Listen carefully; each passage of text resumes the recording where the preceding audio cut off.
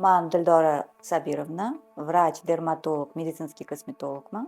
20 yildan ortiq stajga egaman.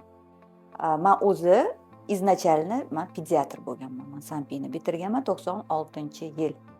Undan keyin ancha vaqt bolalar paydo bo'lgan, o'shanda перерыв bo'lgan. Keyin man dermatologiya spetsializatsiyamni o'zgartirganman. Chunki kosmetolog bo'lish uchun man dermatolog bo'lishim kerak edi. Shuning uchun man spetsializatsiyamni pediatriyadan dermatologiyaga yo'naltirganman va unda o'qiganman. Ana undan keyin kosmetolog. Nima uchun mani blogimni kuzatishingiz kerak? Ugri, dog', husnbuzarlar любойda.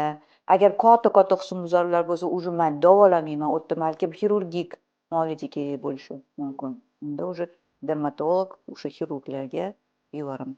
Yosh katta ayollarga bu ajin yo'qotish yoki yuzni tiniqlashtirib, silliqlashtirib va yosharish protseduralarini mukammal bilaman va nafaqat ish jarayonimda kosmetolog kabinetida uyga rekomendatsiyalar ham beraman va mahsulotlarni tavsiya qilaman. Sizni go'zalligingiz uchun men harakat qilaman. Menga obuna bo'ling.